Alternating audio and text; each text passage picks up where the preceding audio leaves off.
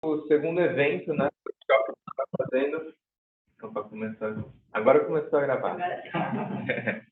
O segundo workshop que a gente está fazendo. E é curioso, a primeira vez que eu conversei, fiz a conversa com o Henrique. Eu trouxe um especialista, né, de renda variável já para falar de hedge, operação de câmbio, de commodities e tudo mais. E o Henrique falou: calma, a gente vai chegar lá, mas vamos começar pelo beabá, pelo essencial, pelo mais importante, né? E o primeiro evento foi justamente isso. A gente passa um overview ali de educação financeira dos principais, e agora a gente vem construindo, né, aprofundando mais em alguns assuntos. Hoje a gente trouxe dois especialistas, né, a nossa head de planejamento patrimonial, que é a Priscila, e o nosso economista-chefe, que está sempre na televisão, sempre que chamam ele, né, em todo lugar para falar sobre economia, inflação, juros e para onde que a coisa vai, né?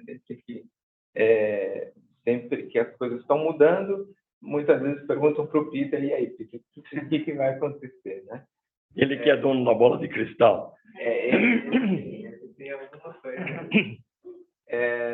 E aí, assim, acho que pode passar o próximo slide, só para ver que não é mentira. No jornal, na CNN, no Jornal Nacional, CNN, esse aqui é Record.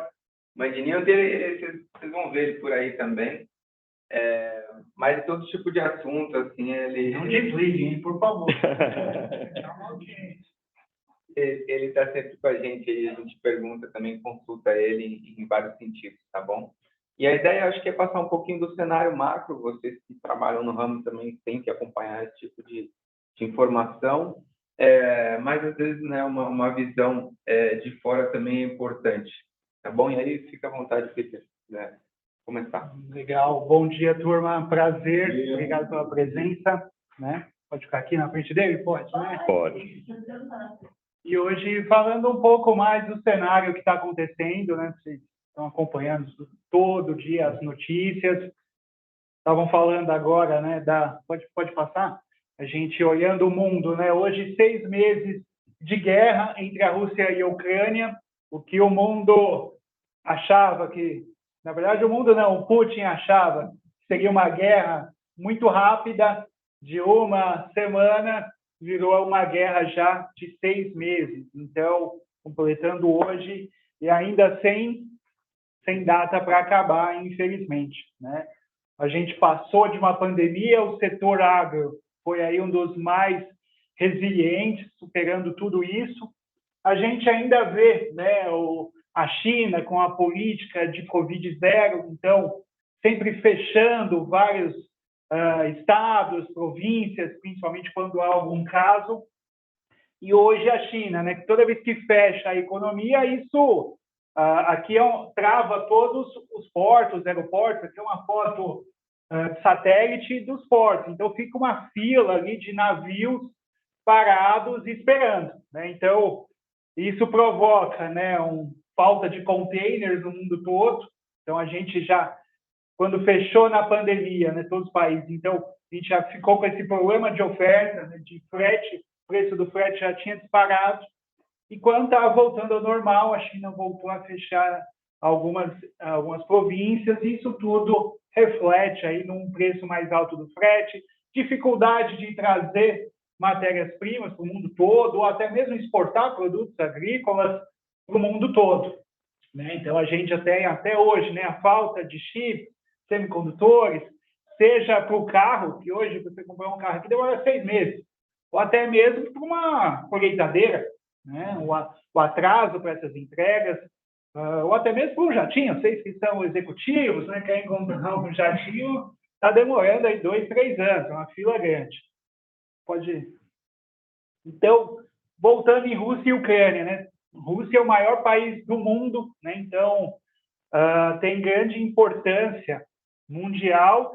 E quando começou a guerra, a gente teve essas sanções, né, políticas, econômicas, mas o mundo se viu ali na dependência de importantes commodities, né? Então, Rússia e Ucrânia são grandes produtores, né, de soja, milho, trigo, fertilizantes, né? Logo quando estourou a guerra, ficou essa preocupação. E os fertilizantes, de onde que vão vir, vão chegar? Então, o preço já disparou logo de cara, né? Importante e deve também impactar na produção, porque a gente vai ver os alimentos mais caros também, né? Porque tem essa dependência, o frete para trazer eles para cá também, mesmo fechando acordos comerciais, deve ficar cada vez mais caro. A gente também, né, tem a Rússia fazendo uma pressão sobre a Europa, né? Então, teve as sanções para a Rússia, mas qual a resposta, né? A Europa é forte dependente da energia, então, do gás natural. Então, a gente vai falar em commodities, mas também pensando em energia, vai ser o nome do jogo para essa década. Vai pensar em petróleo, gás natural, né? Então, a Europa é fortemente dependente, a Alemanha é uma das maiores importadoras e compra isso justamente da Rússia. Aí agora a Rússia tem fechado essa torneira do gás natural e os alemães vão comprar o carvão. Mas vão comprar de quem? Da Rússia, né? É um grande fornecedor também. Claro que vão procurar outras economias, mas a Rússia também é um grande produtor. Enfim, a gente pensando nessa geopolítica, a gente vai olhar a energia aí como nome do jogo. Quem tem energia, quem tem commodities, vai estar aí a um passo à frente das outras economias e pensar no desenvolvimento. E energia mais cara, commodities mais caras, a gente viu ali uma inflação disparando em Europa, Estados Unidos, já é a maior em 40 anos, preço, né, falei da energia, na Alemanha já subiu 300%. Então, e agora preocupados com o inverno, se vai ter essa energia para aquecer a população no inverno. Então, a gente tem aí uma inflação maior em 40 anos, que pega quase 2 gerações, né? Então, que não viram uma inflação nesse patamar. Então, a gente falando aqui, né, de projeção, ligar a bola de cristal, que a gente pode olhar para essa década. Também um novo cenário de juros altos e inflação alta no mundo todo, né? Uma inflação, até o Japão, né, tem aproveitado essa onda, que ficou quase 20 anos em deflação, e agora finalmente enxerga uma inflação na economia, e vem aproveitando. Então, vai ser um novo cenário que funcionou na última década, a gente pensar em modelo econômico, vai ter que ser adaptado para essa década.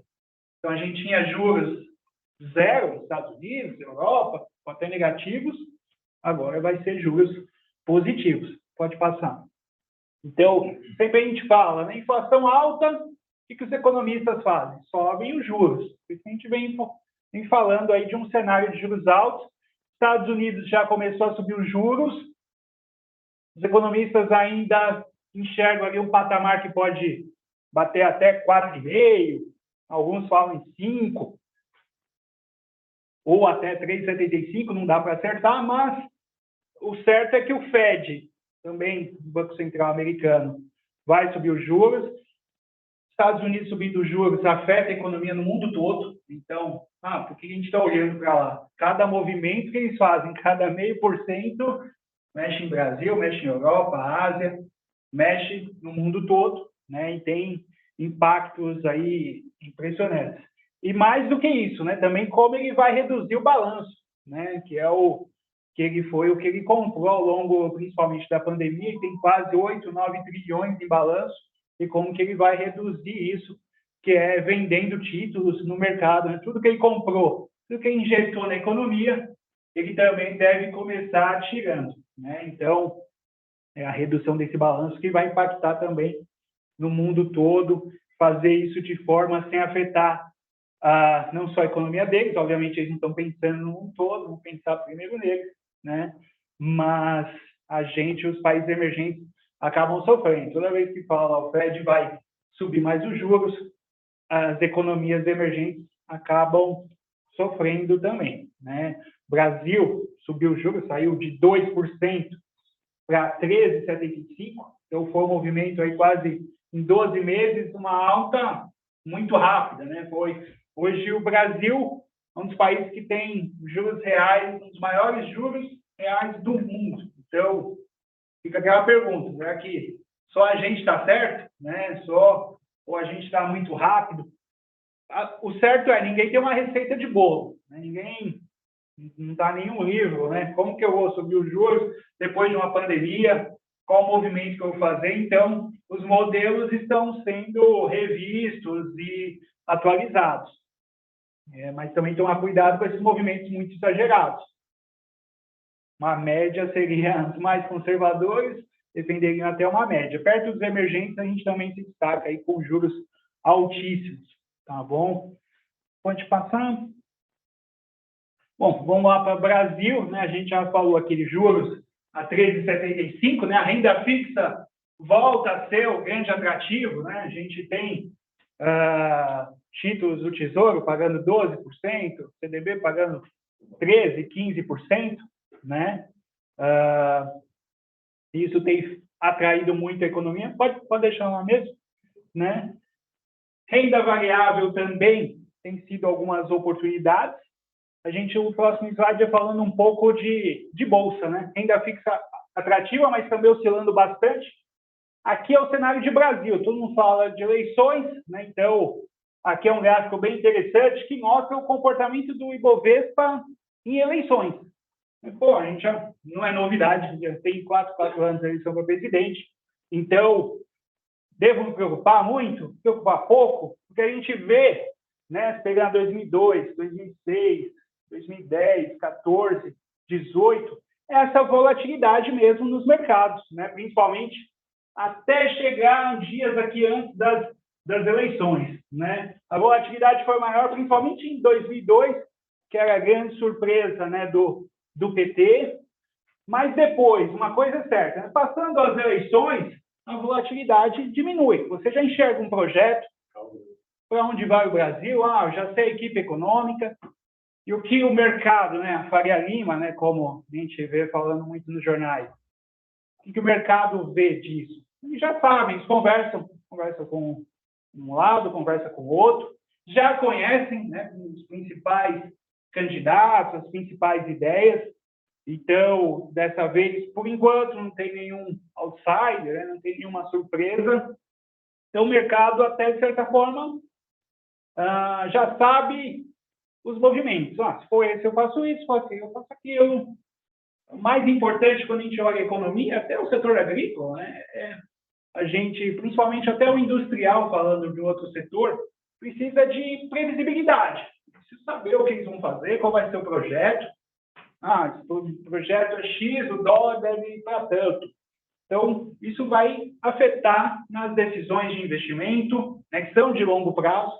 Ninguém planta hoje para colher amanhã, né? Então, as safras demoram, indústria também demora mais ainda, são projetos que a gente olha no longo prazo. Pode passar. Bom, falando um pouco da Bolsa, né? Eu falei de renda fixa oscilando também com boas atrações, muita coisa interessante, né?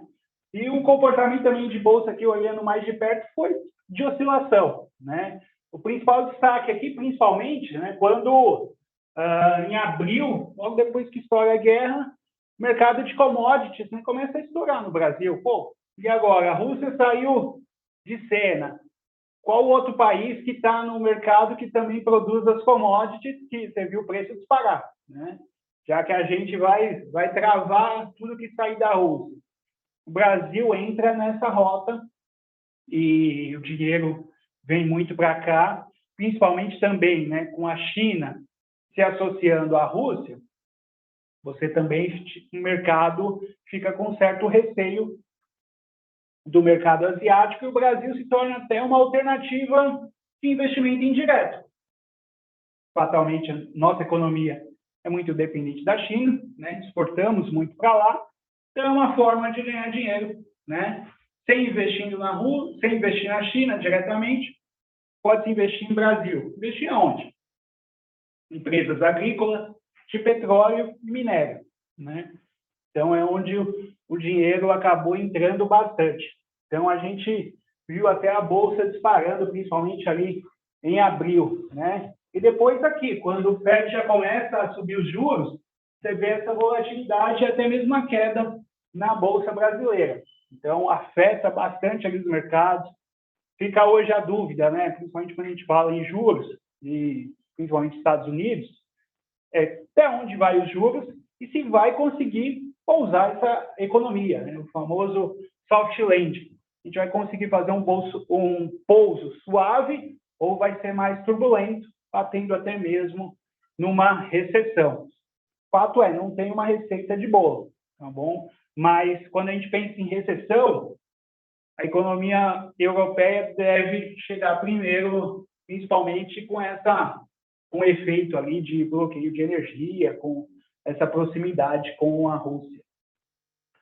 Vamos para o próximo, aqui mostrando, né, quanto dinheiro entrou no Brasil, né? Quando a gente olha o investimento estrangeiro, o Brasil entrou mesmo nessa rota. Esse ano já está quase em 70 bilhões de reais entrando na nossa bolsa, atraindo investimento, né? A gente teve a capitalização da Eletrobras, então isso trouxe mais investidores, atraiu muito o investidor estrangeiro. O ano passado, a gente fechou perto de 40 bilhões, o fluxo aumentou principalmente no final do ano, né? Em janeiro e fevereiro foi aumentando principalmente de olho nas commodities. Mas parte desse investimento todo no Brasil está atrelado aos juros, nossa? Esse dinheiro também, né? Aproveitar os juros, né? Se fosse só produtivo, vamos dizer assim, seria bem melhor, né? Exato. Não é um dinheiro que, às vezes, por exemplo, eu não falei que abriu nenhuma empresa, nada, infelizmente, né? Mas é um dinheiro que acaba entrando na Bolsa ou se aproveitando dos juros altos, né? O Brasil, além de um exportador agrícola, virou um exportador de juros altos, que atrai muito dinheiro, né? Por exemplo, eu falei, o juros lá fora está 2,5%, o Brasil está 3,75%, então você ganha nesse diferencial de juros. É uma alternativa muito grande. A gente tem feito leilões no Tesouro Direto e vendendo quase tudo. Então, infelizmente, né, é uma forma aí de ganhar dinheiro, né? Então, não é um dinheiro que muitas vezes alguém chama de smart money, né? Ele entra e sai, principalmente em bolsa, né? Você compra num dia, vende no outro, né? Ganha 20%, 30%. Daqui a pouco ele vai para outra economia, vai fazer uma operação no México, na África do Sul, enfim. É um dinheiro que circula de forma muito rápida, né? Mas você mencionou aí o petróleo. E tudo que a gente tem visto aí, o petróleo só vai subir, né? Essas commodities, né? A gente pensando em energia e petróleo, voltamos a ser... O mundo pensava em uma transição energética, viu que isso não vai ser tão fácil, tão rápido, né?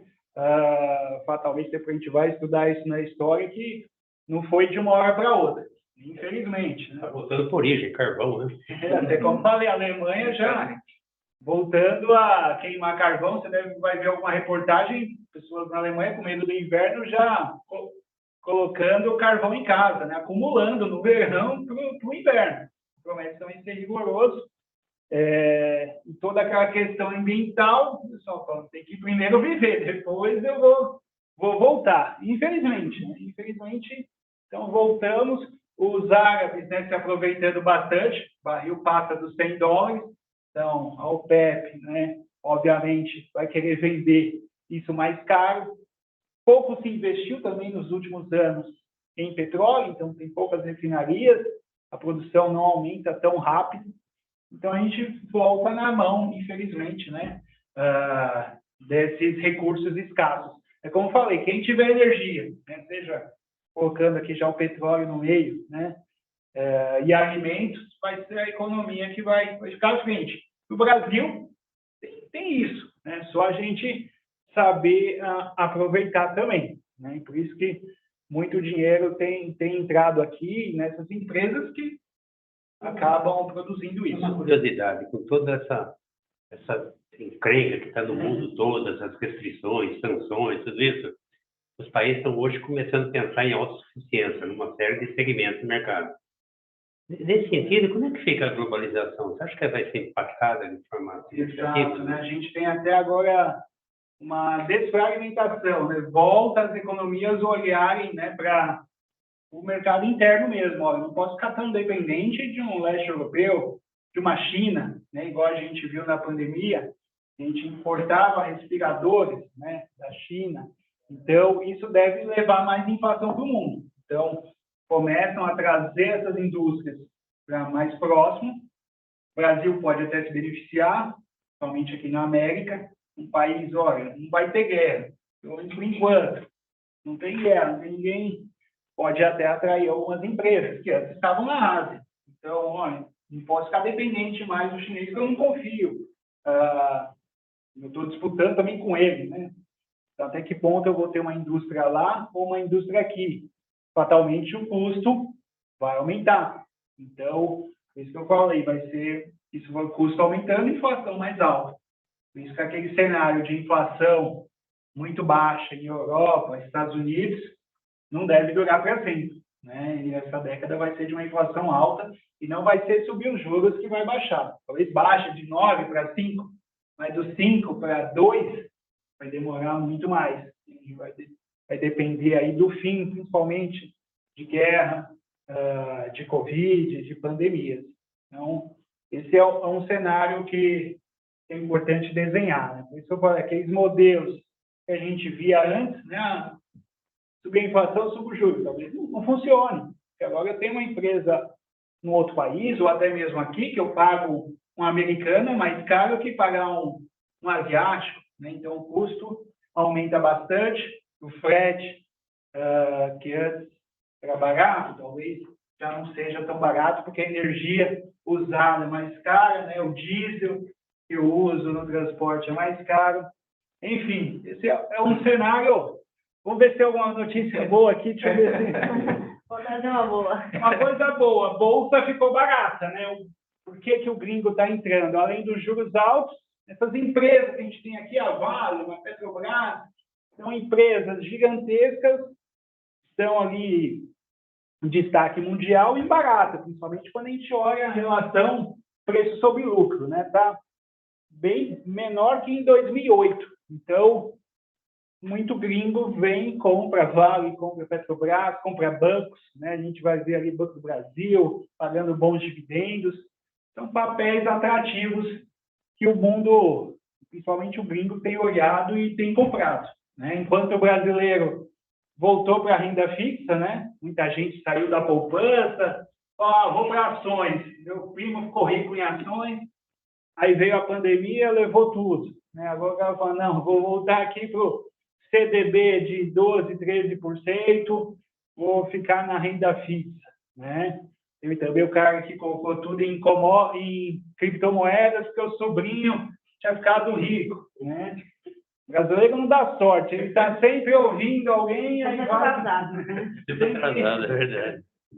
Esse também é o que a gente vai falar depois, né? Só porque o sobrinho ficou rico, né? O sobrinho ficou rico no TikTok, você vai fazer dancinha também, né? Você já foi, se você for para lá, já foi, entendeu? Então, também ficar atento nesses movimentos de mercado. Quando está em alta, quando está em baixa, né? Se é o momento de aportar mais agora ou esperar, a gente sempre vai ver, né? Sempre vai ver uns ciclos. É alta, sobe e desce, sobe e desce. O importante é saber onde você está para fazer os investimentos. Se você está na alta ou se está na baixa. Também o prazo que você está olhando. Pode passar. Então, aqui alguns setores, né? Quando a gente falou em desconto, né? Muita coisa aqui abaixo da média, né? De 10 anos. Então, por exemplo, setor de consumo está muito descontado, né? Setor financeiro ainda com uma atração, materiais básicos, energia está muito barata, né? Compraram uma Eletrobras aí a preço de banana, né? Então, esse é o nosso Ibovespa. Quando a gente olha, está quase ali 6 vezes o lucro. Então, a média, né? Média é perto de 11 a 12. Ou seja, quem pensa em comprar coisas baratas por longo prazo, esse seria o momento, né? Compra na baixa e vende na alta. Esse é o Kione, hein? Você quer fazer mais alguma pergunta de agora? Ou só? Depois a gente deixa para o final.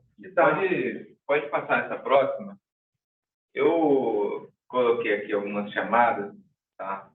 que vocês devem estar muito familiarizados, né? A gente está escutando bastante agora, muito mais do que antes, né? Eu comentei com a Henrique, do tamanho do PIB, do agronegócio, né, em relação ao PIB brasileiro. E uma notícia que circulou em todo lugar foi justamente essa de 2021, que 27,4% do PIB do Brasil era proveniente do agronegócio, né? E aí eu coloquei esse aqui é de 2020, tá? Mas só a distribuição, mais ou menos, talvez estejam familiarizados com isso, da onde que vem, né, esse PIB, toda essa potência brasileira. Como ele falou, justamente a gente tem um potencial de alimentar o mundo, né? E muitas pessoas, quem sabe, cada vez vão depender mais do Brasil para isso também, né? Só que nem eu participei aqui, eu coloquei uma frase do Congresso, foi um prazer ter ido ao Congresso, e justamente eles têm um grande desafio de prover, né, o mundo de alimentos, biocombustíveis e fibras, só que com a função de ser sustentável, né? Porque não adianta hoje em dia você simplesmente tirar tudo que tem da terra, que depois não vai ter, vai causar inflação, vai causar problema, guerra. Então, tudo que você tem que fazer hoje, você tem que pensar na sustentabilidade, né? E hoje esse é um dos grandes desafios justamente do agronegócio. E o mercado financeiro vem correndo atrás disso também, observando isso. Inclusive, a B3, ela montou um índice agora de agro, tem mais de algumas empresas, né, do agro nesse índice, mas junta mais de 700 milhões, né, em termos financeiros nessas empresas, para você poder, se você quiser investir, eu quero investir só no agro, que é um setor resiliente. Você pode ir lá e comprar esse índice, por exemplo. E eles vão montar talvez um índice de empresas do agro ESG. Tá? Isso está para sair também em breve. Então, eu só queria colocar essas chamadas, que está tendo muito avanço do mercado financeiro brasileiro, né, mais próximo, querendo estar mais próximo do agro, e hoje em dia a gente tem muitas oportunidades em renda fixa, na bolsa, fundos imobiliários, e para o próximo evento a gente vai trazer um especialista de Fiagro, que foi até que pediram, né? O Diogo pediu para falar um pouco mais de Fiagro, mas a gente não vai falar hoje, a gente vai falar no último evento, tá? Com uma das maiores gestoras aí. E por enquanto é essa chamada, tá? Não vou adentrar mais nisso, mas é que no próximo a gente vai falar um pouco mais de investimentos relacionados ao agronegócio no mercado financeiro hoje, que está aumentando esse acesso. Antes poucas pessoas tinham acesso, agora está todo mundo de olho e todo mundo querendo investir também.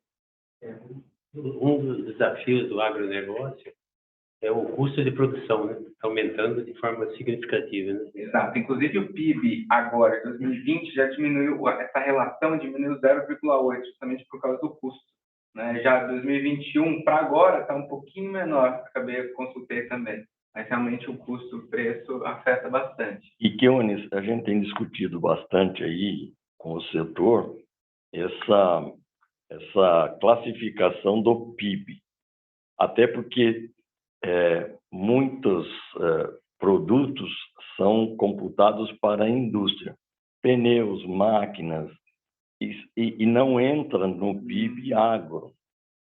Que poderia muito bem entrar. Que deve ser maior do que esses 27 aí. Com certeza. Porque você tem uma série de produtos que hoje são classificados como indústria, PIB da indústria, mas que é voltada para o agro, né? Então, é maior. Nós entendemos que é maior. Bom, vou deixar então essa chamada para a próxima, tá? Que a gente vai chamar um especialista. E já no próximo slide a gente encerra a apresentação do cenário. Depois você pode até fazer mais perguntas para o Peter. E a gente vai chamar então a Priscila para falar um pouco de planejamento patrimonial e sucessório, justamente também como fazer a gestão de risco, né? Dentro de todas essas coisas que o Peter falou e que a gente tem que estar ciente, né? De como se proteger e cuidar do nosso patrimônio da melhor forma, né? Durante a nossa vida e as gerações em si. Deixa eu falar da Pri. Agora a senhora Priscila. Priscila, eu acho que esse é um detalhe bastante importante para os associados da EASP e eu acho que para o público em geral. Essa é uma visão, é uma situação, né, emergente, necessária, e que o brasileiro, de uma forma geral, pouco conhecimento. Então, eu acho que essa apresentação sua vai ser muito importante para todos nós, para entendermos que não adianta só trabalhar e ter o saláriozinho garantido e uma aposentadoria, mas tem muito mais para ser entendido, compreendido. E, por favor, fique à vontade. Obrigada. Primeiro, bom dia, prazer conhecer vocês. É um prazer estar aqui hoje e falar um pouquinho do nosso trabalho. Eu falo que a área de planejamento patrimonial na Valor, ela é, na verdade, uma extensão de todo o trabalho de assessoria que a gente faz. E toda vez que alguém vem atrás de um projeto, né, a gente vem, pesquisa, estuda mercado interno, mercado externo, para quê? Para ampliar patrimônio, né? A gente faz isso para crescer o nosso negócio, para a gente ter uma boa aposentadoria, para a gente poder deixar um legado para os nossos filhos, um legado para, né, o nosso país, para a nossa região, seja lá o que for. A gente passa a vida inteira construindo um patrimônio, construindo uma família, construindo aí, né, um legado de fato. E eu sempre começo falando assim, né, o que é mais importante para a gente do que a família e o patrimônio que a gente está construindo. Eu acho que poucas vezes eu me deparo com alguma resposta diferente disso, né? Tudo que a gente faz, tudo que a gente constrói, tudo que a gente vem estudando é para a gente poder cuidar realmente da nossa família, do patrimônio que a gente constrói uma vida inteira. O que acontece quando a gente fala principalmente de sucessão é que, principalmente no Brasil, isso é um tabu. É muito difícil falar de sucessão, né? Eu vejo assim, eu me deparo muitas vezes com herdeiros vindo me procurar e falando assim, Priscila, eu sei que eu tenho uma bucha, porque meu pai tem um patrimônio muito grande, mas eu não sei falar com ele sobre isso sem que ele pense, será que ele não vai pensar que eu estou querendo que ele morra? Né? Que eu estou querendo logo me apossar de tudo? E a verdade é que não é bem isso, gente. A gente, no Brasil, infelizmente, a gente tem muito pouco conhecimento sobre o que é uma solução sucessória. E muitas vezes a gente não sabe nem o tipo de impacto que a falta de planejamento para isso pode causar. E pior, a gente não sabe nem que existe planejamento para isso. E a gente pode se preparar ao longo da vida para quê? Para garantir que esse patrimônio seja passado e transmitido, porque a gente não é eterno, e principalmente evitar a dilapidação nessa transição, que já não é uma transição fácil. A gente está sempre falando de alguém que perdeu alguém, né? Eu falo que nessa vida a gente tem duas certezas. Uma é que a gente vai morrer. A outra é que vamos pagar imposto. Não tem como fugir disso daí. E o imposto sucessório, ele é fulminante. Os herdeiros, os sucessores, não conseguem acessar esse patrimônio se eles não pagarem. É um imposto inegociável, hoje muito fácil de ser medido, porque é tudo sistematizado, não dá mais para dar aqueles jeitinhos que antigamente a gente conseguia fazer. Então, cada vez mais as pessoas têm que ter conhecimento sobre isso, entender que tipo de tributação, que tipo de custo, o que faz parte, né, de um planejamento de sucessão. E cada vez mais as pessoas têm que parar e se estruturar para isso. Existem várias soluções. E a gente sempre vai esbarrar em uma que é a principal: liquidez. A falta de liquidez é o grande gargalo do planejamento sucessório. Eu posso dizer para vocês que em 70% dos casos, a gente pega ali um grande problema é a falta de liquidez. Por quê? Porque o patrimônio está travado. Para o herdeiro acessar, ele primeiro paga, depois ele acessa. Então, essa falta de planejamento hoje tem deixado muitos patrimônios à deriva. A gente vê empresa quebrando, a gente vê família falindo, a gente vê assim, patrimônios grandes indo para leilão, um monte de coisa acontecendo por falta de planejamento. Tá? Então, o trabalho que a gente faz aqui na Valor Investimentos não é só o de crescer com esse patrimônio, acumular, entender o mercado. A gente também olha uma visão mais macro, como é que eu mantenho isso? Como é que eu consigo manter isso por gerações? Muitas vezes. Eu lido com famílias, eu tenho famílias até, falando de... Tem uma família específica de fazendeiros, inclusive, eles trabalham com soja, eles estão presos a um inventário há 25 anos. Então, na 4ª geração, o inventário não está resolvido. Uma fazenda já está com advogado para cobrir custo. É isso que vai acontecendo. A gente vai dilapidando o patrimônio em vez de... todo mundo com a cabeça desse tamanho, como é que faz, para acessar o patrimônio. Então, o que a gente vai falar hoje aqui é exatamente sobre isso. Existem soluções, elas precisam ser trabalhadas, não existe um produto de prateleira, né? A gente tem que desenvolver de acordo com cada família. Quando a gente entra nessa seara, a gente entra realmente, a gente aprofunda toda a informação que a gente precisa ter. Eu preciso entender como é que é a estrutura familiar, porque a estrutura familiar tem um peso muito grande na sucessão. Então, se os patriarcas são casados, qual é o regime de comunhão de bens, isso impacta diretamente no cálculo sucessório. Se todos os filhos são do mesmo matrimônio ou se são de matrimônios diferentes, isso impacta também. Qual que é o objetivo? O que eu quero? Para que filho? Quem é sucessor? Quem é só herdeiro?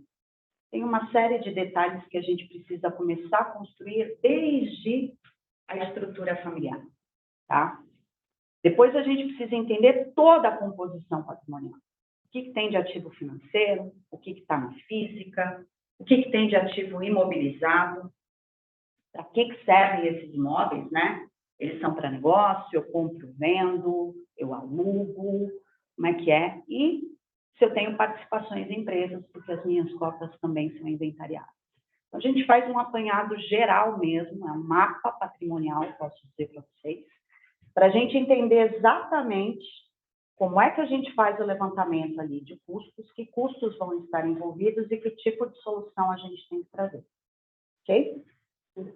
Isso é um comentário. É interessante o que você está falando, porque a coisa de uns 2 meses e meio, 3 meses atrás, a IASP promoveu uma apresentação presencial na FAESP, aqui em São Paulo, juntamente com o CREA, e foi falado sobre a sucessão familiar na agricultura. É uma das grandes preocupações dessas grandes propriedades agrícolas. Inclusive, essa apresentação foi um especialista que veio dar, e ela está no YouTube, a IASP, YouTube, você tem a apresentação lá dentro. Muito interessante, realmente. Bem na mesma linha. Mesma linha que você está falando. É isso aí. Então, vamos falar um pouquinho agora sobre o que são esses custos, tá? Que, na verdade, pode até passar, Aline, um pouquinho da apresentação, mas acho que a gente já meio que resumir aqui, né? A gente faz o trabalho não só de acumulação, mas também o trabalho ali de preservação do patrimônio. O grande objetivo da área de planejamento patrimonial é a preservação do patrimônio. Então, a gente atua, na verdade, com 2 pilares, né? O primeiro pilar, pode passar aqui, Aline, é o gerenciamento de risco, que é, na verdade, a gente criar um plano de contingência para quem está em fase de acumulação. Então, quem está começando a construir patrimônio, precisa, eu costumo dizer que é que nem construir uma casa, né? Precisa ter uma fundação. É muito comum que as pessoas comecem a construir patrimônio e não olhem para baixo, não olhem para a fundação, né? Para o plano contingencial, né? Fala assim, o que eu preciso ter ali de estrutura de base para, se acontecer alguma coisa aqui em cima, eu ter contingência, eu ter o meu plano B, eu ter ali o meu ponto de apoio, tá? E o segundo pilar, que é o que a gente vai dar mais ênfase hoje, pode ser aqui, Aline, é o planejamento sucessório. O que a gente tem que fazer aqui? Construir um plano de legado. Eu preciso que esse patrimônio que já está constituído, ou entender até onde ele vai chegar, que ele seja um patrimônio de legado mesmo. Eu vou querer que outras gerações... Porque, assim, tem várias situações, né? Eu me deparo com muitas delas. Às vezes, a gente tem... Eu tenho situações de clientes que, assim, os filhos eles não são sucessores, eles são herdeiros. Eles não são sucessores no negócio. Isso acontece muito. Quando a gente vai falar sobre isso, a gente tem que entrar numa outra questão, que é a governança. Provavelmente a gente vai fazer parte de um conselho, eu vou trazer, né, especialistas, né, CEO, executivos ali para tocar o negócio. Meus filhos, meus herdeiros, eles são parte do negócio, mas eles não são sucessores ali.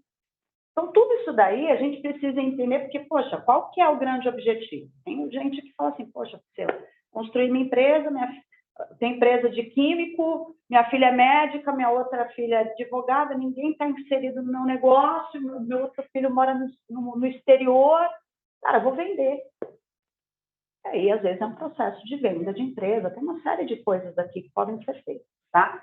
Então, quando a gente fala de plano de legado, é isso. Primeira coisa que a gente faz é o diagnóstico. Tem que entender o que é aquela família, como é que é aquele patrimônio, como é que ele está distribuído, como é que ele é composto e, principalmente, qual é o objetivo, né? O que eu espero para o meu patrimônio, para o futuro do meu patrimônio, para o futuro da minha família. Quando a gente levanta tudo, pode seguir aqui, hein? A gente pode ir. A primeira coisa, o primeiro cálculo que a gente faz com todo o patrimônio que a gente tem é o cálculo do imposto. Esse imposto é o fulminante mesmo, é o ITCMD, tá? O ITCMD, ele tem que ser pago, gente, em 60 dias. Se ele não for pago em 60 dias, a gente vai falar de multa.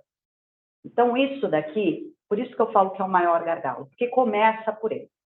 Quando o patriarca, quando ele morre, a primeira coisa que a família tem que fazer é dar entrada no inventário. Deu entrada, tem que entrar na receita com os bens, e aí o que acontece? É enviado direto para o e-mail um boletim, que é o ITCMD. Ele não é negociável, não tem como parcelar, não tem o que fazer. E ele representa, gente, esse aqui é o teto do Brasil. O teto do Brasil ele já é aprovado em 8%. Esse é um imposto de competência estadual, cada estado pratica uma alíquota. São Paulo, hoje, é a alíquota de 4%. Provavelmente, depois das eleições, ela deve virar escalonada, vai ficar entre 4, 6 e 8, dependendo do tamanho de patrimônio. Mas, gente, vai bater em 8 com 6 milhões de patrimônio. É muito rápido. Existe também um outro projeto de lei, que é sobretaxar grandes fortunas. Então, a partir de um X, se eu não me engano, 30 milhões, vai ter uma sobretaxa para grandes fortunas. E existe um outro projeto de lei ainda querendo trazer esse imposto aqui para 19,5%. Aí o pessoal fala, caramba, né? Que imposto alto. Acreditem, é um dos menores alíquotas mundiais. Priscila, esse 8% é sobre o imposto de renda declarado no ano anterior. Não. Esse é um grande problema. Assim. Não é o imposto de renda. Quando a gente fala de imóveis, o que entra para o cálculo do ITCMD é valor de mercado.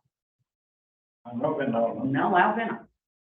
É valor de mercado. O que acontece muito? A família, porque você declara ali na receita tudo que está entrando para o inventário.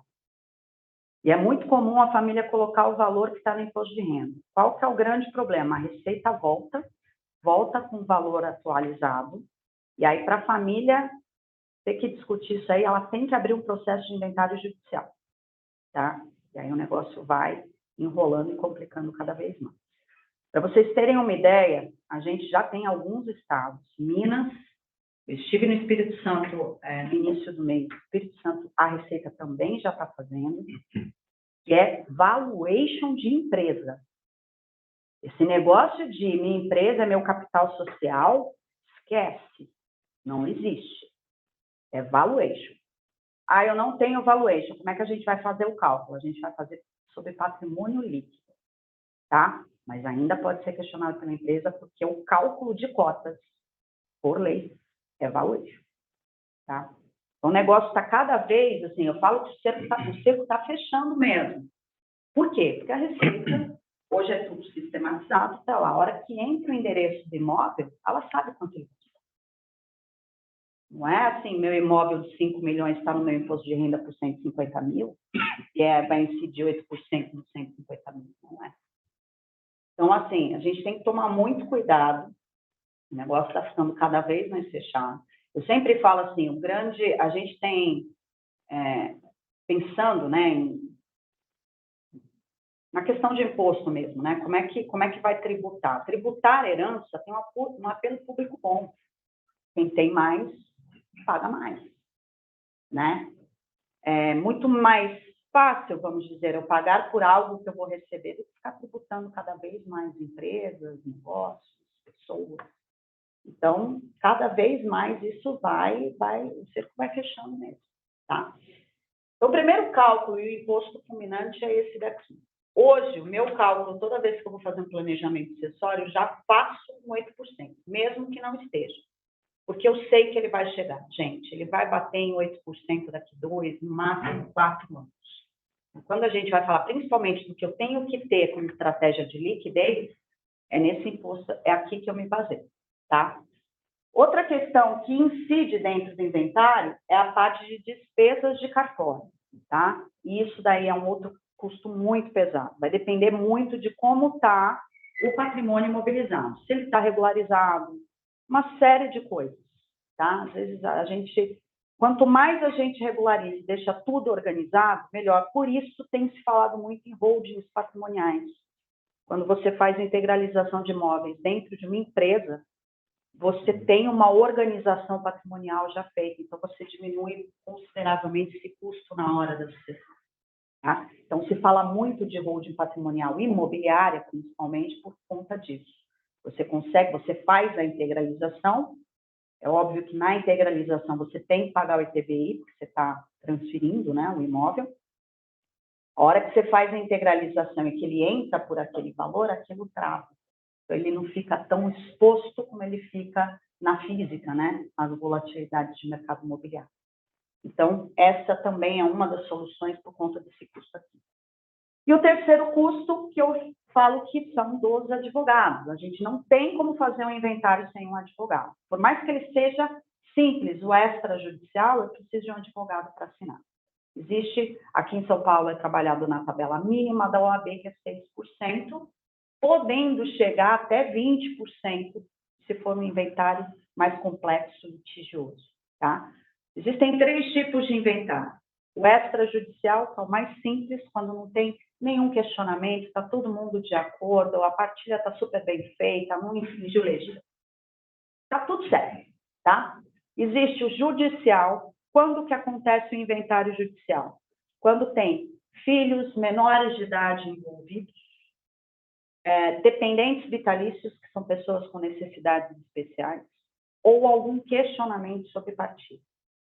Questionamento pode vir da família e pode vir também da Receita, como eu falei. Se a Receita tiver algum questionamento sobre algum valor ali, ela entra e para vocês recorrerem, o inventário vai para a judicial. O inventário judicial, que é o que mais acontece aqui no Brasil, é bem mais longo. A gente está falando aí de no mínimo 2 anos para começar ali todo o processo de partilha, tá? E aí a gente tem também o litigioso ali, que pode ultrapassar. Eu falo que litígio a gente não tem como calcular nem tempo e nem custo, né? Como eu falei, tenho famílias aqui há mais de 20 anos em inventário. O custo já saiu uma fazenda, entendeu? Já custou uma fazenda. Não sei quanto ainda vai custar. A gente não sabe quando ele vai terminar. Porque assim, o que acontece, gente? A gente não resolve... Morre uma pessoa. A gente não resolve porque ela é casada e fica aquele negócio, né? Aí o outro morre. Aí você vai abrir o inventário. Nesse caso, especificamente, um dos filhos morreu e aí começaram a entrar nessa. Aí, gente, começa a virar uma salada mesmo, tá? Porque é muito fácil a gente começar a organizar quando a família, ali, o núcleo, ele está menor. Depois ele vai ficando, né, gente? Tem jeito, cada um vai criando a sua família. E as famílias também têm direito, herdeiro é herdeiro, tá? Então, é isso. Isso daqui, gente, é o custo. Ele, normalmente, um custo de transmissão patrimonial vai ficar aí entre 10% e 20%, tirando a parte do litígio, tá?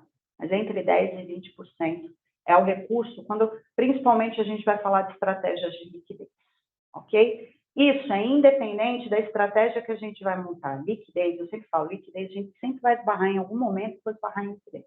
Por mais que eu deixe tudo extremamente organizado. Ok? Pode passar ali.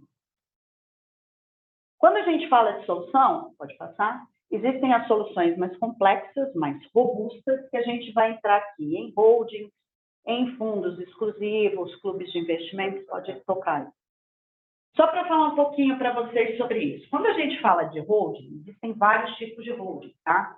Existem as holdings, que são as holdings mistas, que elas são formadas por várias empresas. Normalmente, você cria uma empresa-mãe, uma empresa de participações, normalmente uma SA, e cria outras empresas embaixo, e vai separando ou por núcleo familiar, ou por ramo.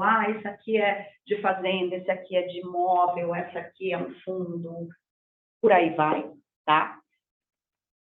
Existe também os fundos e clubes, né, que a gente cria para patrimônio financeiro, então, para pessoas que têm patrimônio, né, investimentos ali acima de 10, 15 milhões, começa a valer a pena montar uma estrutura de fundo exclusivo, que é muito parecida com a holding. Assim, parecida que eu digo numa estrutura, né, como se eu criasse uma holding para dinheiro. Criei uma empresa, pus o dinheiro lá dentro e eu posso fazer uma distribuição de cotas.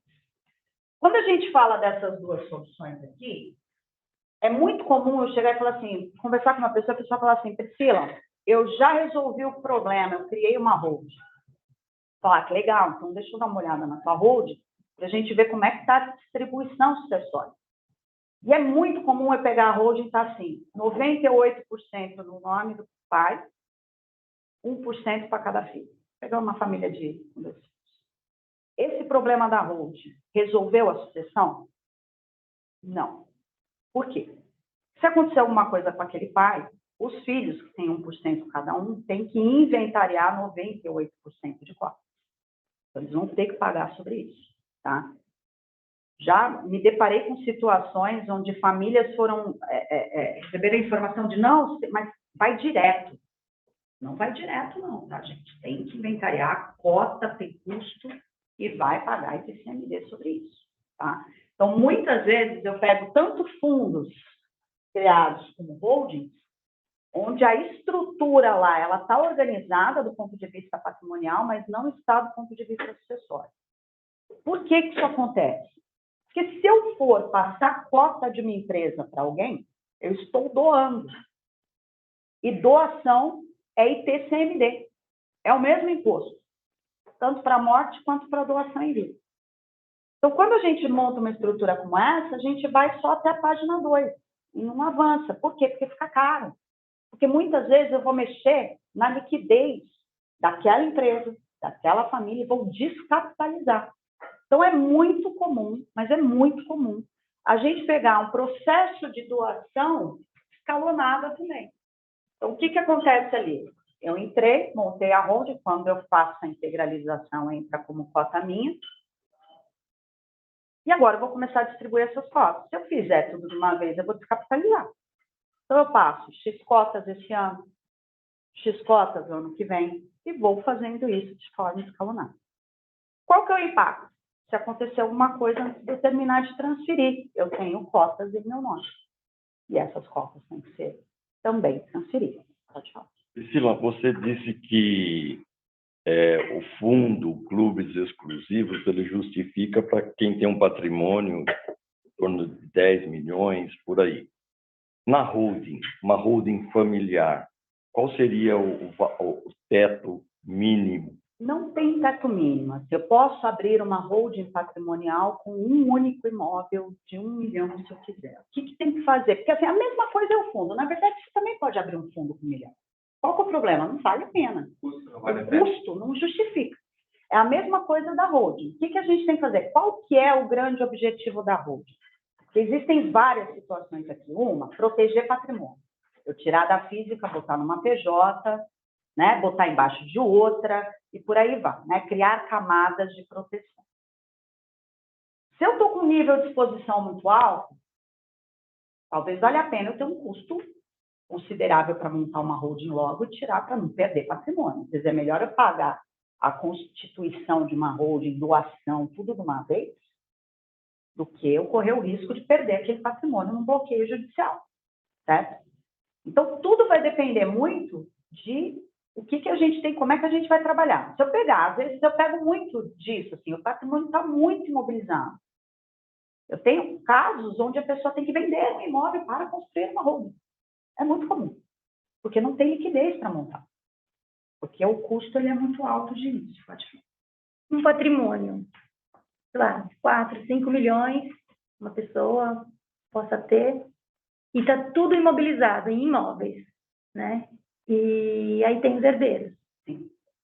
E os herdeiros não têm um planejamento para fazer esse inventário.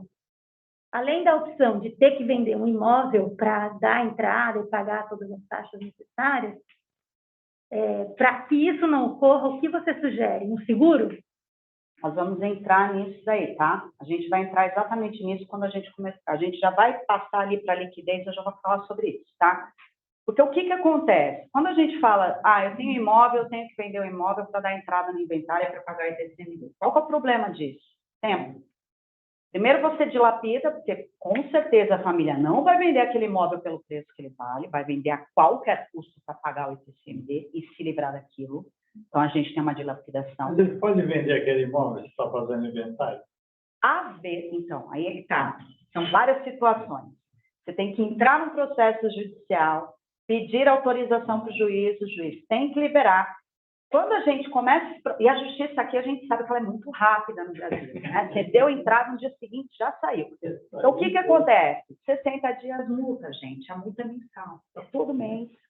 Quando você consegue resolver aquele TCMD, que, sei lá, era de 1 milhão, 2 milhões, virou 7. É isso. Entendeu? Que é o que vai enrolando. E eu sempre falo o seguinte, a família ela pode estar toda ok. Todo mundo, eu falo com as pessoas, não, minha família é toda maravilhosa, todo mundo se ama. Põe conta para pagar. Põe conta. Não, é o seguinte, eu vou dar a maior parte, então a maior parte do patrimônio fica para mim. Não, eu tenho dinheiro, você não tem, então eu recebo a parte de liquidez e você fica com o imóvel lá da pena. É isso.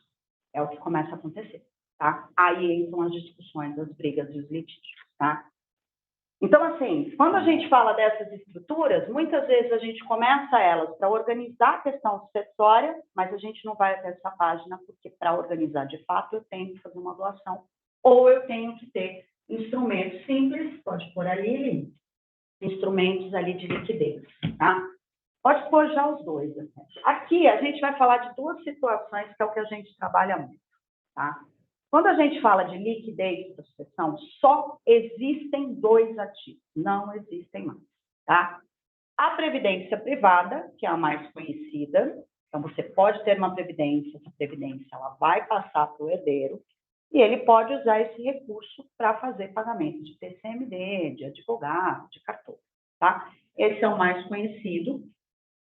Quais são os impactos sobre a previdência? Muitas vezes é o nível de exposição. Por quê?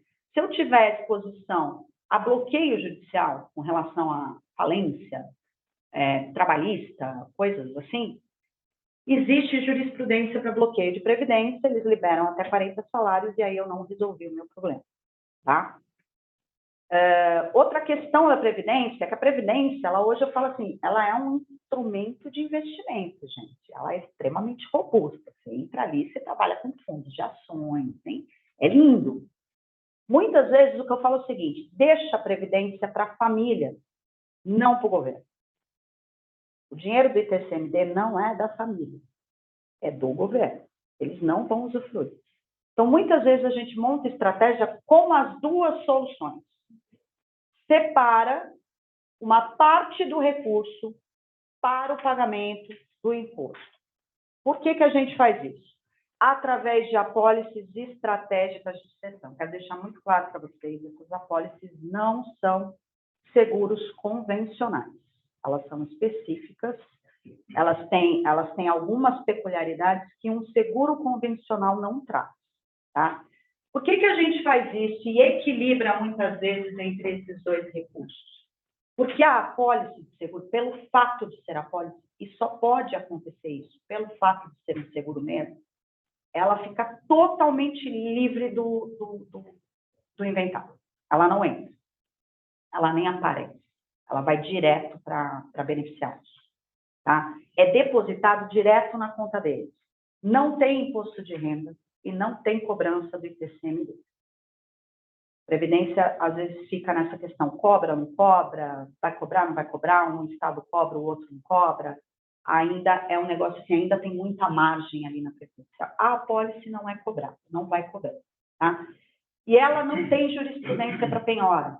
Então, quando tem um nível de exposição também, a gente coloca mais recurso ali dentro, porque ela está livre de falência, de penhora judicial, tá?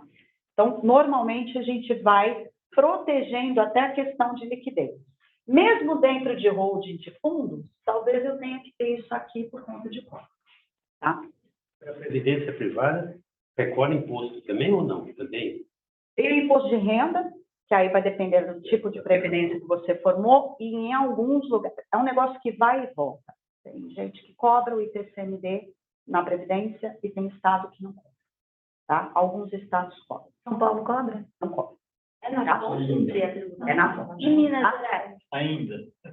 Minas eu já vi cobrar. Rio de Janeiro eu já vi cobrar o PGBL.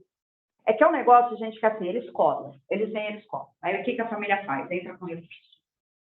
No final, a família vai ganhar. Só que o problema é o tempo. Então, por isso que a gente fala assim, não é bom a gente ter todos os ovinhos na mesma cesta. Estou falando com gente aqui que sabe muito bem do que eu estou falando. E aí a previdência pode ser o P ou o V, né? Tanto faz, tá? O VGBL, ele tem característica, ele é considerado um seguro. Ele é menos suscetível do que do que o PGBL, tá? Porque ele tem ele é vida geradora. Então, assim, ele tem a característica de ser um seguro, tá? Então, é muito mais fácil a liberação dele lá, ok? Pode passar, Lili. Aqui, eu trouxe só um exemplo para vocês de um cliente aqui, só para vocês entenderem como é que a gente faz esse diagnóstico, tá? Esse diagnóstico, sempre que eu tenho uma família, então eu tenho aqui a família, eu preciso separar o patrimônio dele em blocos, tá? Nesse caso aqui não era do agronegócio, não, tá? Eles são... Essa holding aqui, na verdade, ela é uma construtora, tá? Eles são construtores, tá? E aí, o que acontece? Dentro dessa construtora, praticamente 90% dos imóveis já estão ali dentro. Eles compram, vendem, alugam, constroem, compram, vendem. Ok? Como que a gente fez ali? Bom, aqui, só para vocês entenderem, é bem esse caso que eu falei. Tem 98% no nome do pai, 2%, um para cada filho, tá? Então, o que acontece aqui? O PL dessa empresa é de 34 milhões. Então, isso é o que vale as cotas. A gente puxou ali o balanço da empresa, chegou no patrimônio líquido, e é o que vale as cotas, certo? Então, ali tem um patrimônio inventariável de 34 milhões.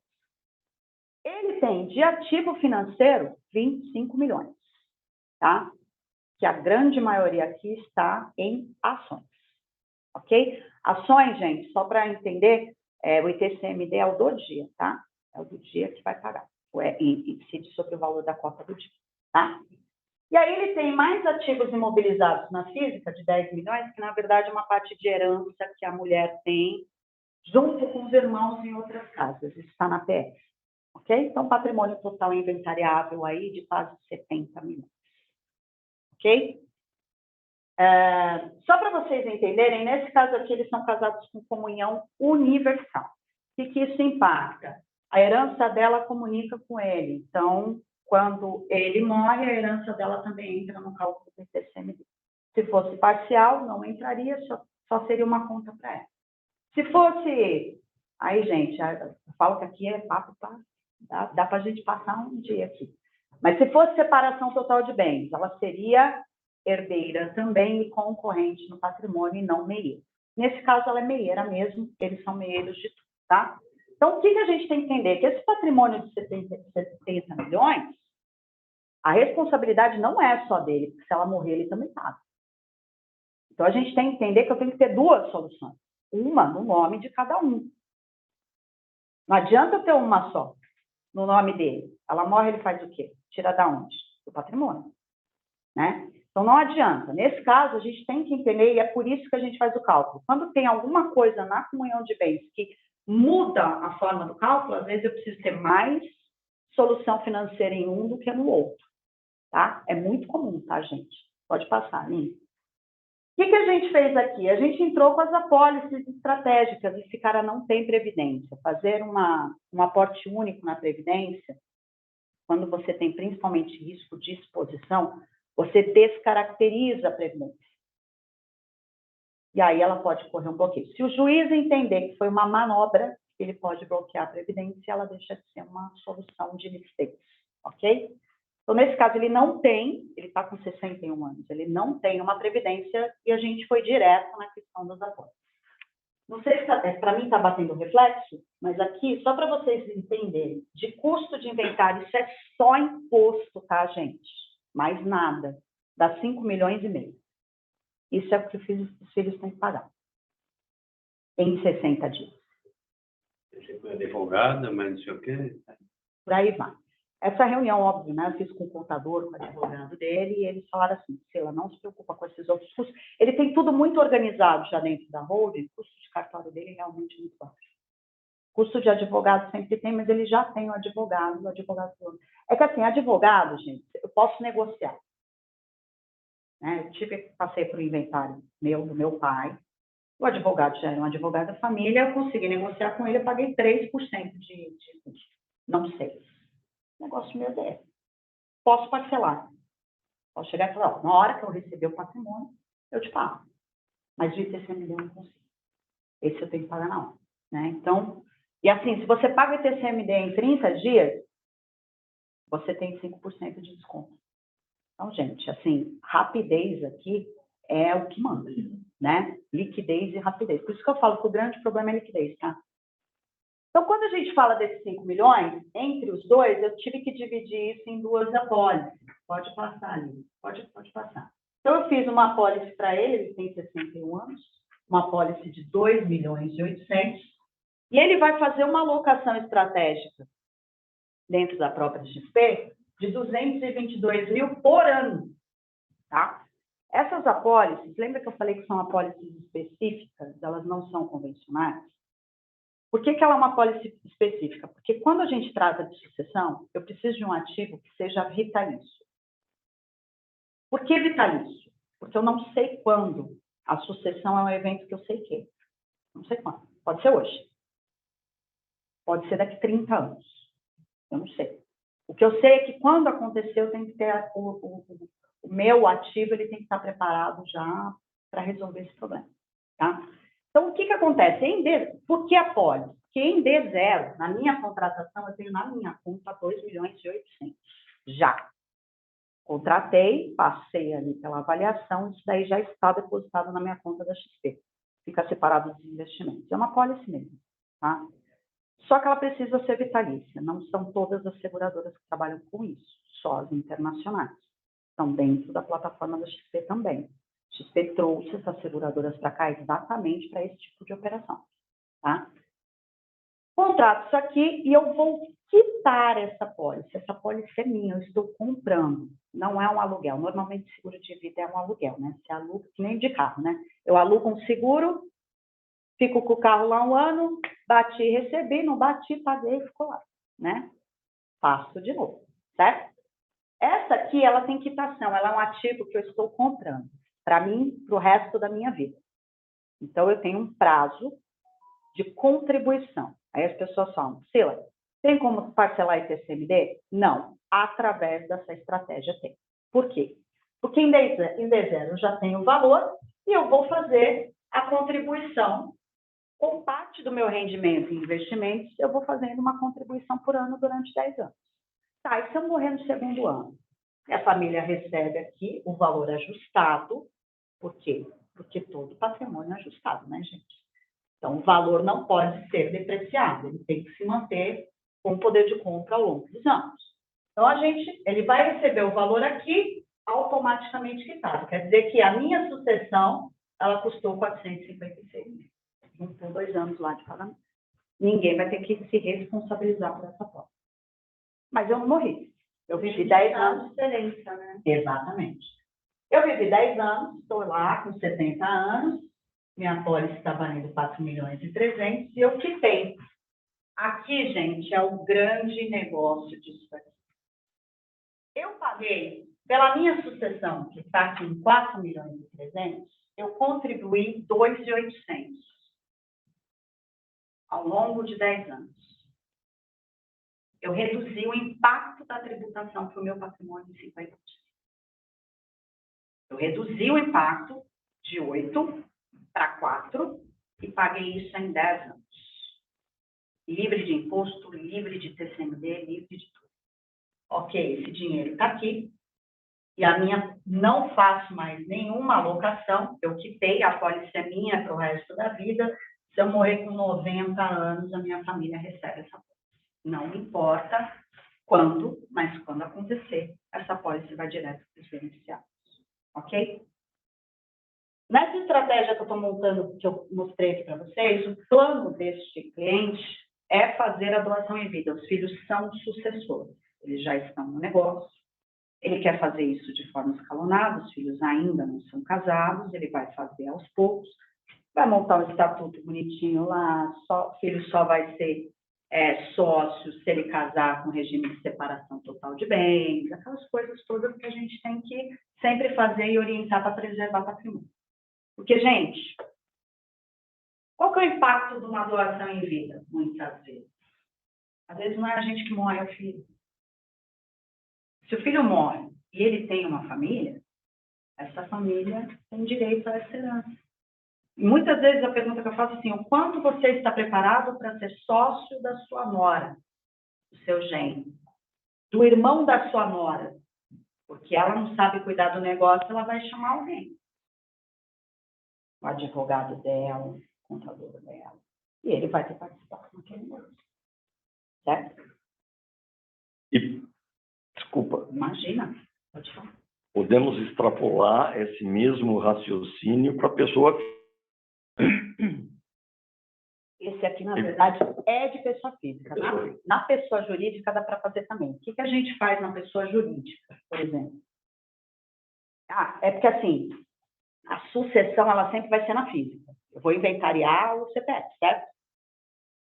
A participação que ele tinha na empresa, o patrimônio que ele tinha na física, o dinheiro que ele tinha na física. Eu estou inventariando uma pessoa física. Sempre vai ser isso.